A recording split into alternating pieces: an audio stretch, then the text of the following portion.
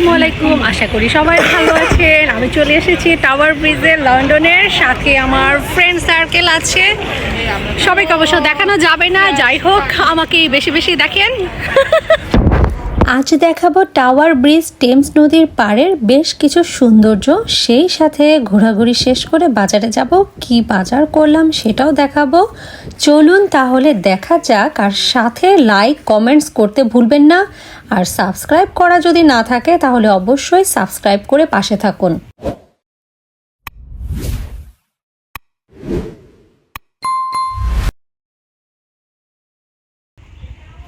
Tower bridge থেকে একটু দূরেই পাশেই একটি এরিয়া, চমৎকার একটি জায়গা। দেখতেই পাচ্ছেন কি সুন্দর হাঁসগুলো বাচ্চাদের নিয়ে ঘুরতে বেরিয়েছে। এখানে শুধু হাসি যে আছে তা কিন্তু না, এখানে রয়েছে অসংখ্য কবুতর। এদেরকে মানুষজন ভালোবেসে মাঝে মাঝে খাবার দেয়। সেই সাথে সরকারিভাবে সংস্থা আছে যারা পাখিদের খাবার এবং প্রজননের সুবিধার্থে পাড় ঘেঁষে থাকার ব্যবস্থা করে দিয়েছে। কেউ চাইলেই এগুলো শিকার করতে পারবে না, কারণ এগুলো শিকার করলে পুলিশি ঝামেলা এবং শাস্তির ব্যবস্থাও রয়েছে। আমি মনে করি আমাদের বাংলাদেশেও পাখি সুরক্ষার জন্য এমন নীতি প্রয়োগ করা খুবই জরুরি। কি বলেন আপনারা, তাই না? এখন আবার হাঁটতে হাঁটতেই টেমস নদীর এবং টাওয়ার ব্রিজের সৌন্দর্য দেখতে চলে এলাম। সেই সাথে আপনাদেরও দেখাচ্ছি। বাসার কাছে হওয়ার কারণে প্রায় এখানে আমার আসা হয়। লন্ডনের আকর্ষণীয় স্থানগুলোর মধ্যে এটি একটি, আর তাই প্রতি বছর অসংখ্য ট্যুরিস্ট এখানে ভিড় জমায়।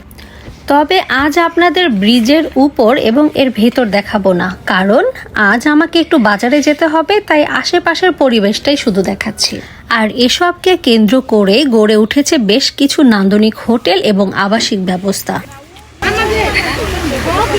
পরিবেশটা ঘোরাঘুরি শেষ করে এখন আমরা হেঁটে হেঁটে যাচ্ছি বাজারের দিকে।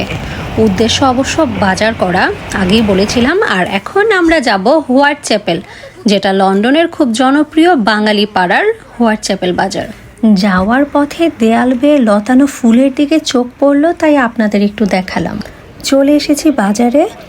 এখানে সবসময় লোকারণ্য থাকেই, তবে এখন একটু কম। তাহলেই বুঝে নেন কতটা জনপ্রিয় এই বাজারটা। রয়েছে ছোট বড় স্ট্রিট ফুডের স্টল, সেই সাথে শাকসবজি ফলমূলের সমাহার, আর রয়েছে মাছ। এছাড়া পোশাকের স্টল তো আছেই। যদিও এই খোলা বাজারের বিস্তারিত ভিডিও আমার চ্যানেলের আরেকটি ভিডিওতে দেখিয়েছি। আজ এখানে এসেছি আমি বেশ কিছু মাছ কেনার জন্য, তাই এখানে আসা। ইস্ট লন্ডনের এই হোয়াইট চ্যাপেল বাজারটি খুবই জনপ্রিয় বাজার। এখানে মোটামুটি প্রায় সব কিছুই পাওয়া যায়। আর এখানে এলে বাংলাদেশের একটা ফ্লেভার পাওয়া যায়। মনে হয় না যে এইটা লন্ডন, মনে হয় আমি বাংলাদেশেই আছি। এবং প্রত্যেকটা বাঙালিরই এমনই একটা ফিলিংস হবে এখানে এলে। যেহেতু আমি এখন মাছ কিনতে এসেছি, তাই এখন মাছের শপেই যাচ্ছি। দেখা যাক কি মাছ আছে এখানে। এখানে খুব একটা মাছের কালেকশন দেখছি না, দেখি আমি এখন পাশের আরেকটা মাছের দোকানে যাব। এখানে বেশ কিছু মাছের সমাহার দেখতে পাচ্ছি। দেখা যাক কি কি মাছ আছে এখানে, চলুন দেখে আসি। এখানে বাংলাদেশি ইলিশ, চিংড়ি দেখা যাচ্ছে, সেই সাথে সামুদ্রিক রূপচাঁদা, সিবাজ এবং স্যালমন ফিশ দেখতে পাচ্ছি। আমি অবশ্য এসেছি এখানে ইলিশ এবং চিংড়ি কিনতে। যেহেতু ইলিশ এবং চিংড়ি কিনবো, তাই একটু দাম করলাম। দুইটি ইলিশ আমি নিলাম 30 পাউন্ডস দিয়ে, যা বাংলা টাকায় 5000-এর মতো, এবং 2 কেজি চিংড়ির বক্স নিলাম, যেটা আমার চলে এসেছে 15 পাউন্ডস, মানে 2500-এর মতো। আমি বেসিক্যালি ইলিশ আর চিংড়ি খেতে খুবই পছন্দ করি, তাই আমি ইলিশ আর চিংড়ি কিনে নিলাম। আর এগুলো যে সিবাজ ফিশ, এগুলো খেতে মজা, বাট এগুলো আমার কাছে অত বেশি ভালো লাগে না, যেটা আসলে চিংড়ি আর ইলিশের মধ্যে আমি স্বাদ পাই।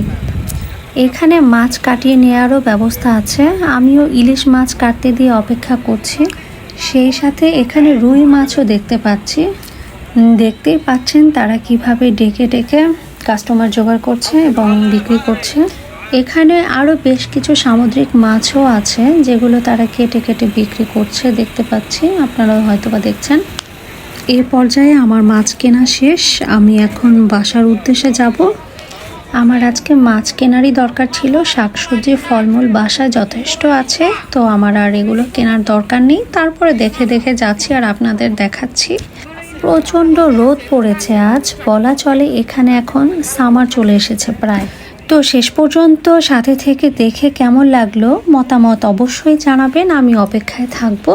সেই সাথে লাইক কমেন্টস করতে একদমই ভুলবেন না। আর যদি সাবস্ক্রাইব করা না থাকে এবং আমার চ্যানেলে নতুন দেখে থাকেন তাহলে অবশ্যই অনুরোধ রইল সাবস্ক্রাইব করার জন্য।